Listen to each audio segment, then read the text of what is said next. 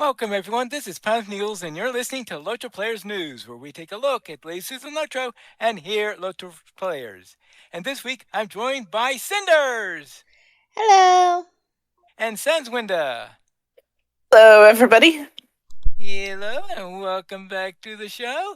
And tonight, we are going to be starting out with another release, it looks like. We have a update 48.7. And Woo Yay. woo.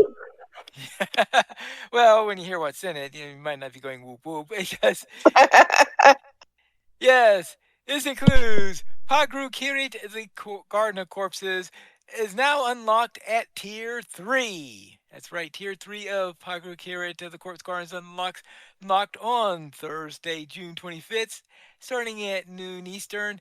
The Tier 3 Leading the Charge deed will be available until Monday, August 10th at 3 a.m. Eastern.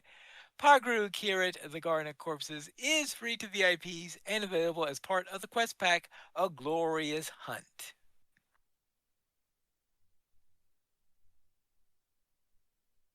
I was hoping that they would have some tweaks to it to make the solo version a little bit more doable, but they make no mention of that whatsoever.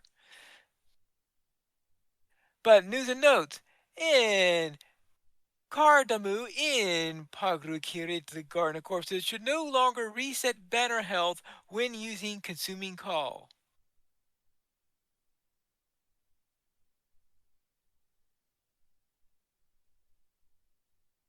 Unless, of course, that's what was causing it to be so impossible. I guess I I should try it mean, out again. might be worth a try just to see. Just to see. All right, I will have to make a note of that and try it once again and see if I could do it without banging my head against a wall. And the Leaping Fish Kite will now work to advance the Midsummer Festival quest, Let's Go Fly a Kite. Excellent. And that's it for the updates for 48.7. So that was a very, very small update. I'll stick to my cheering for it then. Okay. Less ironically now. All right. Then let's head into what's happening on Bulwer, where they had their third round of updates for update 49. And in there, they finally opened up the Delving of Frar. Yes, rediscover the Delving of Frar, find new entrances into and out of the Delving, allowing for rapid travel across the Etmoors for those who don't fear the denizens of the deep. In addition to the original entryways, players may find new paths in and out of the Delving scattered about the Intermoors, especially near outposts. Delving bosses return with the new abilities and renewed strength. Geargul's forces have returned with renewed vigor and have pushed back the armies of the Coldfells and Gransfoot. Through Though outpost control will still help your allies gain footholds in the Delvings, you will no longer be able to prevent Gorgot's strongest lieutenants from entering the fray. Enemies in the Delving of Frar return as sources of powerful potions and salves for both players and monster players alike. Additionally, free peoples entering the Delving can discover rare ore and use it to forge powerful new pieces of equipment designed specifically for combat in the Etmoors. Boo. You're saying that as a warg, or are you saying As that? a word. Oh, okay. Where are my sofa pits? You're still waiting for those sofa pits. I not collect cool new ore to craft into sofa pits. No, I'm sure they'll be good. All right. And for Delving of Frar questing, with return of the Delving of Frar imminent, the forces of Angmar and the Free Peoples recognize the need to incentivize their armies to enter the depths. The war tyrant Ad Gransfoot and Captain General Ad Glamvrag provide 4 new quests, each to fight back Gargoth, its forces, and the enemy while within the Deep. These new quests assist the monster players to advance their reward track, and 3 quests targeting enemy players.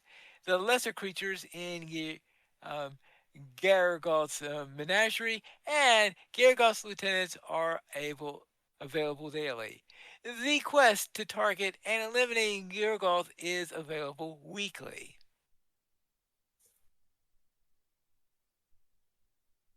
And also, they have other things for updates in the Wars. Earning Infamy and Glory is being updated. I'll go into details on those when we have the final release. Artifact Capture is being enhanced. Relic Capture is being updated.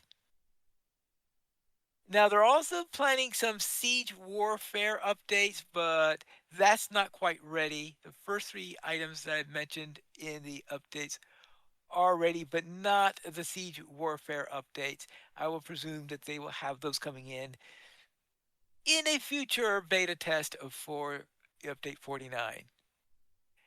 And that's it for the highlights on there. But of course, there are also some tweaks to classes. For example, in the Guardian, Stagger will now correctly apply debuffs only when attacking from behind your target.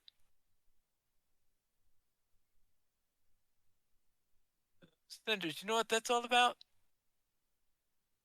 I do not know what that is all about.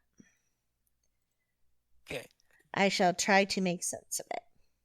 Okay, because it makes sound like that currently Stagger is applying a debuff intended to be only from attacking them in the back.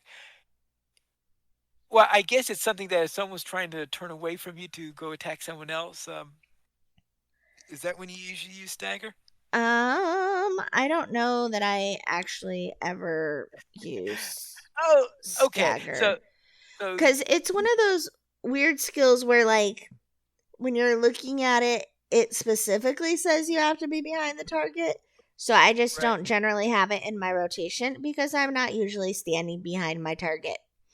I'm usually Okay. looking it in the face, well, in the knees, and stabbing at it. So it's one that I have available, like it's on my bars, but it's not in my quick bar rotation. It's in the plus C plus whatever one. Okay.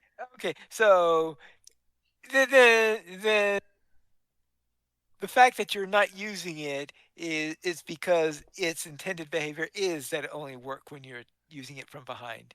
Yeah, And that and honestly, I read the tooltip and didn't put it because why would I try it if it said it didn't? Wasn't supposed to work that oh, way. okay. Is it my guess is that its intent then must have had something to do with that. Is it, what do you dare to turn your back on me? Whack! Yeah, But it does anyway, not seem to. I don't know if it would actually work that way. I've not, like all I said, right. I don't use it, so I couldn't Okay. tell you. All right. So apparently it is now going to be following what the tooltip actually says rather than doing something slightly different. All right. As for combat and monsters, hawks and scorpions within the Hadakali Fells now drop level appropriate trophies. I am sure that anyone who is going after the hawks and scorpions is happy about that.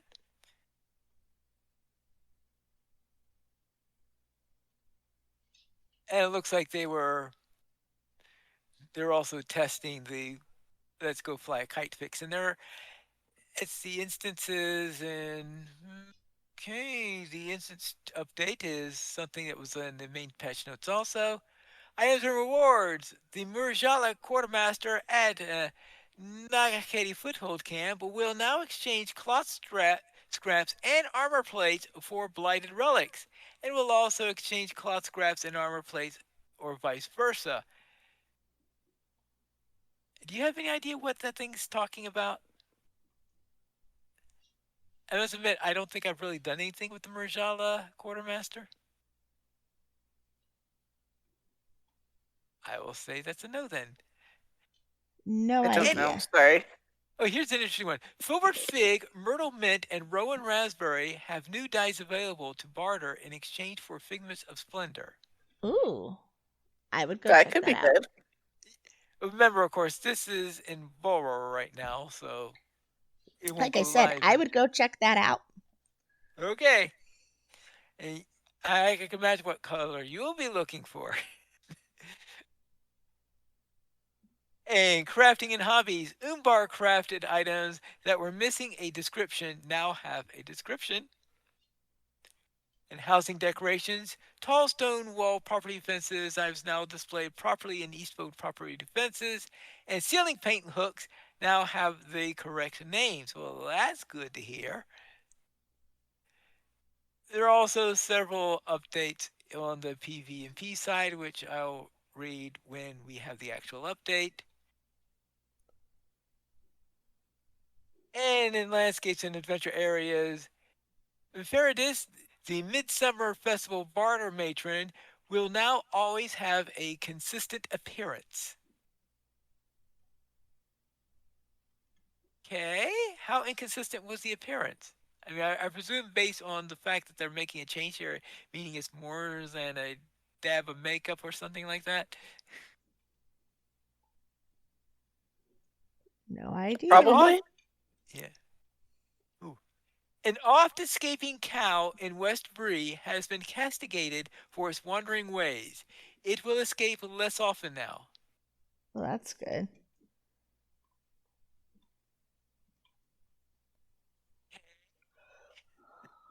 Miscellaneous floating objects have been grounded and the like, of course. And players using the Dockmaster from further home will no longer appear in the middle of their horse when arriving in Bree and Minas Tirith. Ooh, that's helpful. That Uh, should be nice. yeah, it should be nice. Right, so that was Bulwer build number 3. I will presume that there will be a Bulwer build number 4 to add the you add that last little piece of content relating to the delve with the siege. No, the adding the siege content that they are still trying to get in there. We'll have to see, or whether that's something that's going to be saved for 49.1, or we'll find out.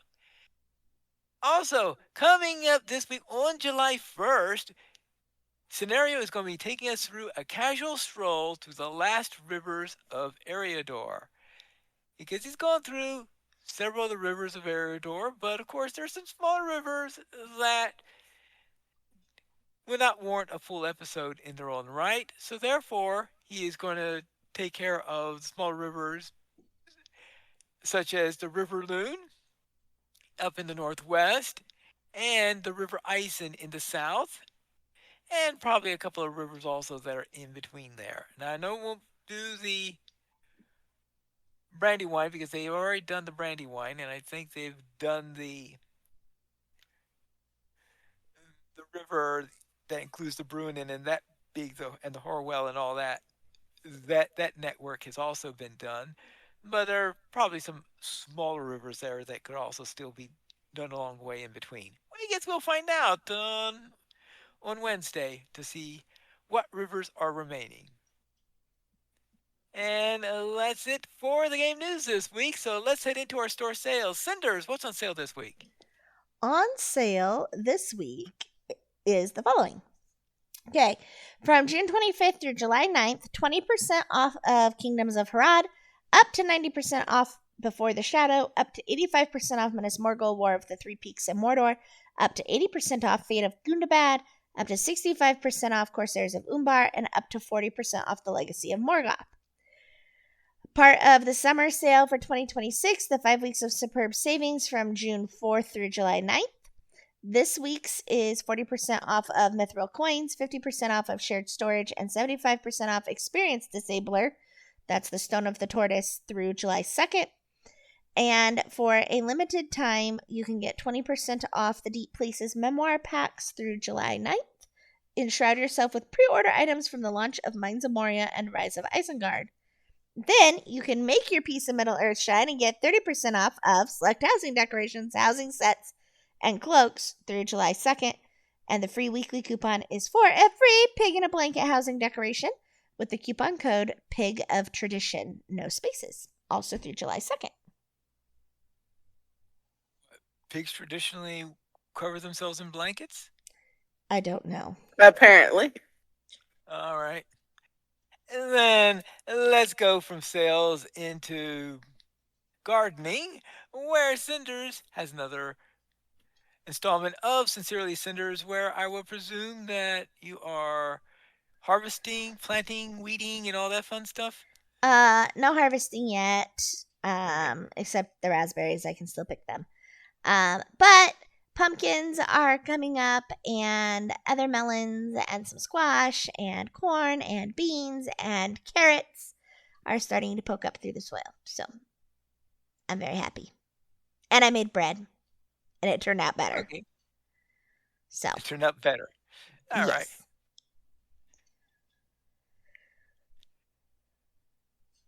Eight. And then we have some nice pictures of. Oh, is that Percy down at? Oh, yes. And because Percy threw everything into disarray when he had to go to the vet unexpectedly, I threw in Percy with the cone and then Percy without the cone because Percy is now without the cone and a happy little camper. And a happy little camper, a happy little Ewok, right? He, as Krister says, yes. Yes. Okay. Then let us then head into our new player questions for this week. And Sans, what are the questions this time? First questions.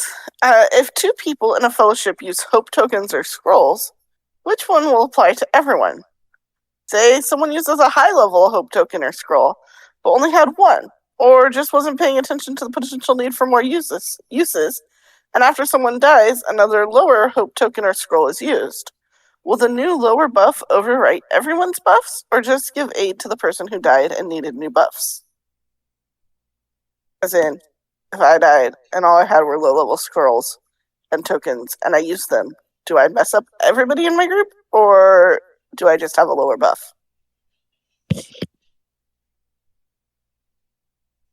Now, how it's supposed to work is that if you have two hope tokens active at the same time within the fellowship, then the highest one is the one that is active. Thus, for example, the person who died and then had the second one come up will have the lower one in effect, and everybody else should have the higher one in effect. Now, if the higher one expires, then the lower one is still there, and the lower one will now be active for everyone if once that happens. That's what's supposed to happen. I know that there have been one or two occasions where it hasn't been working that way, but I think they have it working now.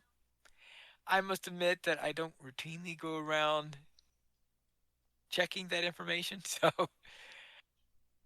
And I if you're can't say really worried definitively. about this, and you're in like a raid situation, which is where I usually use scrolls and tokens like this, uh, when you have retreated and are reapplying it, just reapply it while you're away from everybody else, and you don't have to worry.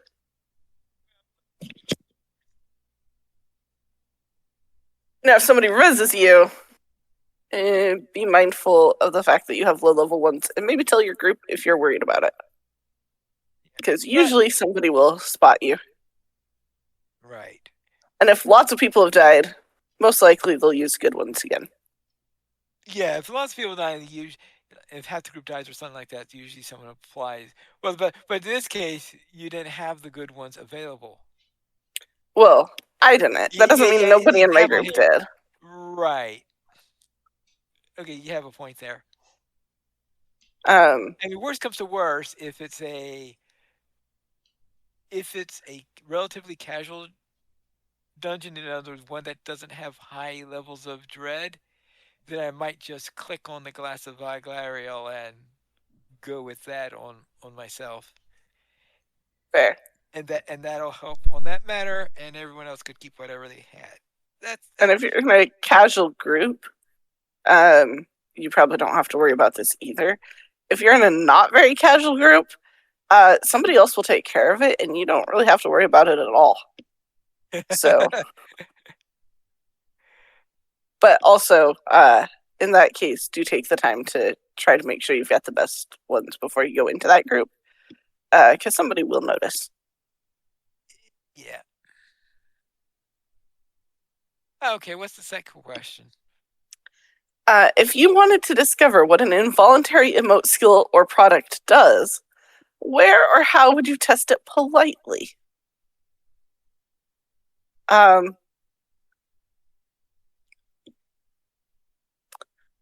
I usually test it politely with somebody I've talked to who's agreed to be a test person for it. But if you're ever standing around someplace and you see somebody rudely spamming emotes and involuntary emote skills on people, feel free to test away on them.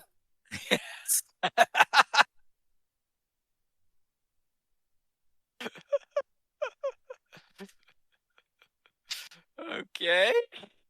I mean, it also works if you're in a pinch. Yeah, and unless the person is, unless you run into what I would consider to be a little bit hypocritical, and that is someone spamming these all over the place, people while having forced emotes on them turned off. It is true that doesn't work as well, but a lot of times the people doing it will have their emotes on too, so that they also fall down, so nobody can tell who did it. Ha ha ha So, ha. so if you're paying attention, you can often figure it out, but not always. Okay. And sometimes they do have it turned off, and they're just causing havoc, and they don't care if everybody knows that they did it. Mm. All right. Let's into our weekend LOTRO. Cinders, what were you up to?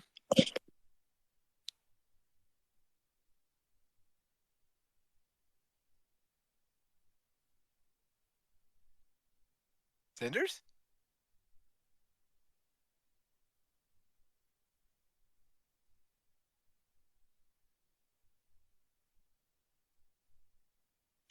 Well, in the meantime, Yeah. um, how do you discover what involuntary emote skills or products do, Pinely? I don't. I usually don't have any interest in them whatsoever on either side. If you were interested, what would you do? Look it up online? Where would you go? I would probably go to the LOTRO wiki, perhaps, Fair? or maybe even YouTube. Sometimes someone may show them in action on, you make a YouTube video that shows them in action. Oh, yeah. And then you don't have to worry about being rude. You just watch somebody who Right. demonstrated. You could also use your second account if you don't have a friend. Create a free account and meet yourself somewhere, and you can use it on your free account. Am- It does work. ambush your other account alts. Ambush your other account alts. You can find an out of the way place. Um, it works while you're still making friends. Okay, I suppose that's a possibility. Not that I've ever done that or anything. Oh, no, no, no. How many accounts do you got? I don't know. 2 or You 3? lost count. Okay. All right. 2 Cinders, are with you lots of back? alts. Oh, sorry.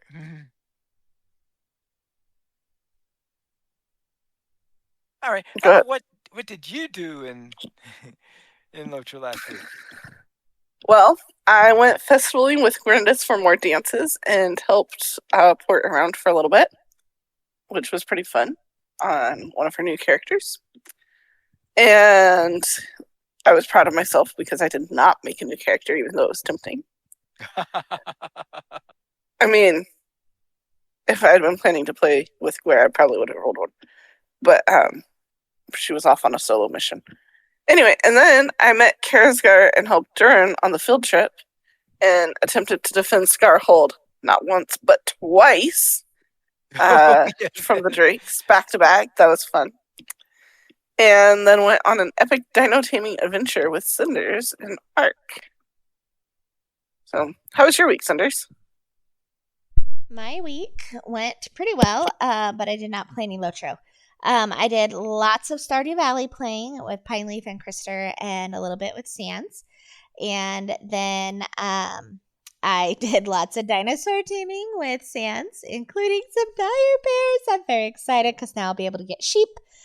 And then in real life, I have been gardening, bread making, and getting my house ready for company. So that has been my week. Pine Leaf, how But is did yours? you say you're saying that dire bears allow you to get ready for sheep? Yes. So if I can use the dire bears to get honey, and then take the honey and turn it into sweet cakes, I can tame the ovises, which are the sheep. So Okay, gotcha. Very well. And very well. Let's go into my week then.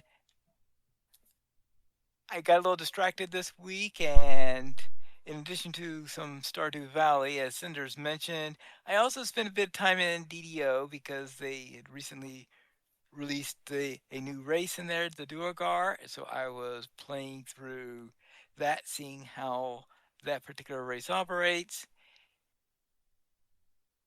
But on in Lotro, I did of course spend some time there because in the field trip, as Sam's going to mention, we headed over into Scarhold and then met Karazgar, who then decided to make promises that he very much intended to keep.